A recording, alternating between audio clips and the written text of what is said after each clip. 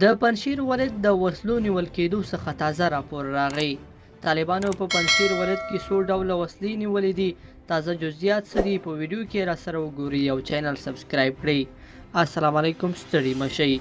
د افغان وسواوي الماس هوایي ځواک لیوه یو ډګروال چې پنجشیر ته د موندل شوو وسلو د څېړنې او ارزونې په موخه تللی و داسې راپور ورکړی دی.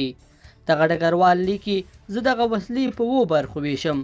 لومړی توپچي، دویم دفاعي هوا، دریم لنډ او لرې واټن ویشتونکي توغندي، څلورم زغروالي شوبلې یا ټانګونه، پنځم سپکې یا وړې وسلې، شپږم ګاډي یا د لیږد اوزار، اووم پوځي توکي. دا 7 ډوله وسلې چې پورته ما یادونه وکړه په پنجشیر ولایت کې موندل شوي. زه به په راتلونکي کې د هرې یوې په اړه بېلابېله لیکنه وکړم، خو زه تر اوسه په پنجشیر کې یم او زموږ سارګري یا استخباراتي ډلې د نورو وسلو او زیرمو په موندلو کې بوختې دي. کیدای شي چې 2 ورځې یا 1 اونۍ وخت نور هم ونیسي. کله چې زه بیرته کابل ته ستون شم په راتلونکو لیکنو کې به تاسو پوه شئ چې کومې وسلې په کوم شمېر کې موندل شوي دي، څومره یې کارنده دي او څومره یې د بیا رغونې وړ دي. او همدارنګه دغه موندل شوي وسلې بیا به کابل ته د دفاع وزیر زیرمو ته لیږدول کیږي.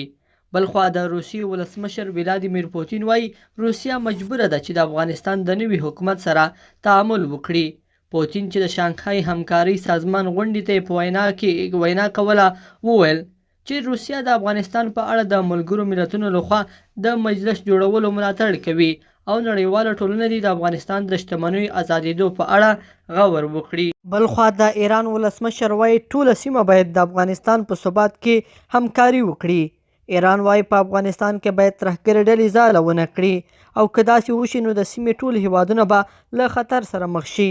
د ایران ولسمشر ابراهیم رئیسي په تازه څرګندونو کې ویلي چې دوی په خپل ګاونډي هیواد کې د ترهګرو ډلو فعالیت نشي تحملولی او په خبرې افغانستان مهم موقعیت لري او دلته د بې ثباتۍ رامنځته کېدل ټوله سیمه بې ثباته کولی شي.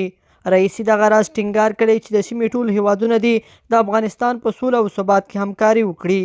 ایران داسې مهال دغه څرګندونې کوي چې د امریکا د سږ کال د راپور پر بنسټ د نړۍ په کچه د ترهګرو ډلو تر ټولو ستر ملاتړی دی چې هر کال $1 میلیارډ په دې چاره لګوي.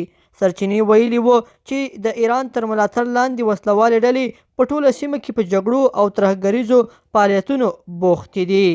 لیدونکو په دې هیله چې دا مطلب به مترپه را سره لیدلی وي. کومه دغه ویډیو خوښه شوې ویډیو لایک کړئ او چینل سبسکرایب کړئ. تر بیا ښه وخت.